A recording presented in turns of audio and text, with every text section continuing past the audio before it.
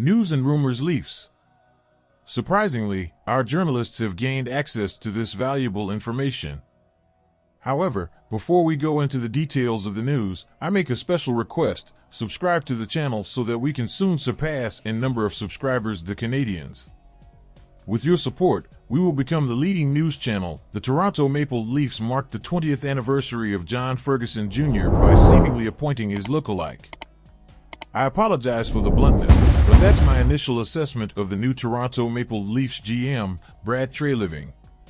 He's off to a rocky start, and it reminds me of the era under the infamous JFJ.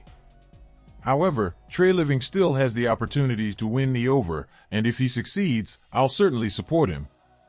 In my view, Treliving's major mistake was a lack of patience. He faced the challenge of 10 expiring contracts, which could have provided ample cap space, but he was eager to make an immediate impact on the team. This decision was ill-advised, but he does deserve credit for limiting the contract lengths he offered to players. We take a brief break from this news broadcast to bring you a relevant announcement. We want to point out that if you want to continue receiving the latest related news via YouTube suggestions, it is imperative that you leave your support by clicking the like button on this video. Thank you for your collaboration. Now, let's continue with the news coverage. Nevertheless, there's simply no justification for awarding David Kampf a 4-year deal or Ryan Reeves a 3-year contract. A seasoned hockey manager should unquestionably know better, and it's deeply concerning for the future of the Toronto Maple Leafs that these deals were approved. It's not solely the deals themselves that are problematic, but the underlying rationale is what raises concerns. The Leafs have effectively managed their salary cap during the Austin Matthews era precisely by avoiding this type of contract. Some might not perceive the past 4 years as successful, but in terms of winning percentage, no Toronto Maple Leafs team in history has performed better over a 4-year period, at least since the expansion era.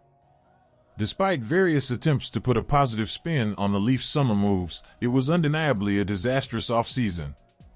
Treliving spent $20 million, and the main acquisition was Tyler Bertuzzi, who has scored only 8 goals in his last 50 NHL games. The rest of the signings range from misguided to outright baffling. However, there is still room for hope if Treliving can demonstrate adaptability. If players like Klingberg and Domi aren't performing well by March, adjustments can be made.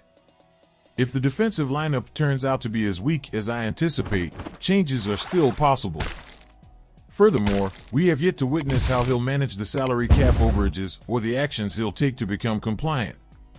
Treliving hasn't even executed a trade yet. What's up, fans? What's your take on this news? Are you in agreement with it, or do you have an opposite view? Don't hesitate to share your opinion in the comments below. This contributes significantly to our beloved team being aware of your points of view. Stay tuned, as I will return with more news at any moment.